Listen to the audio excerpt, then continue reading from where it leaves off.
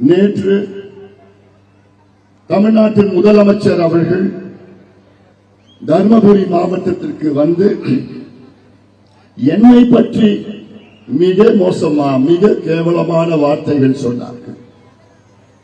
ஒரு முதலமைச்சர் அவர்கள் நலத்திட்டங்களை பற்றி பேச வேண்டும், மக்கள் பிரச்சனைகளை பற்றி பேச வேண்டும், விவசாயிகளுடைய வாழ்வாதாரத்தை பற்றி பேச வேண்டும், இந்த பிள்ளைகளுடைய எதிர்காலம் வேலைவாய்ப்பை பற்றி பேச வேண்டும். அதையெல்லாம் விட்டுவிட்டு என்னை பற்றி மோசமான வார்த்தைகளை பேசிய முதலமைச்சர் அவர்களே, எங்களுக்கும் பேச தெரியும். நாங்கள் பேசினால் நீங்கள் தாங்க மாட்டீர்கள்.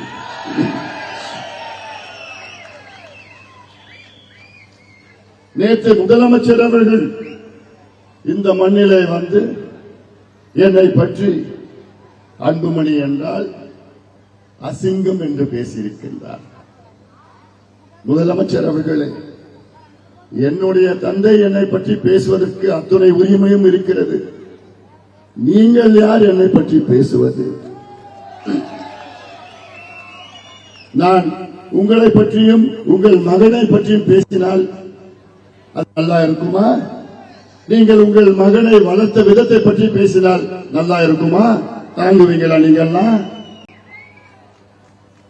என்னை பற்றி அன்புமணி என்றால் அசிங்கம் என்று பேசுகின்ற முதலமைச்சர் அவர்களே,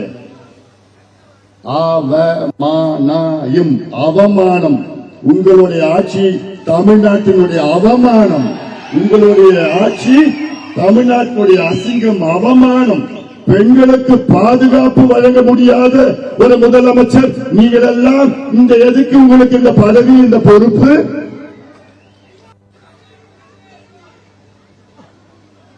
இதே முதலமைச்சர்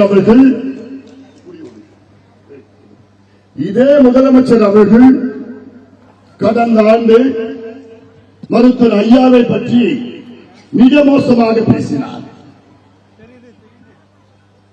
அம்பானி நிறுவனத்தில் அந்த மின் திட்டங்களுக்காக ஊழல் நடந்த குற்றச்சாட்டை பற்றி ஐயா அவர்கள் அறிக்கை தெரிவித்தார்.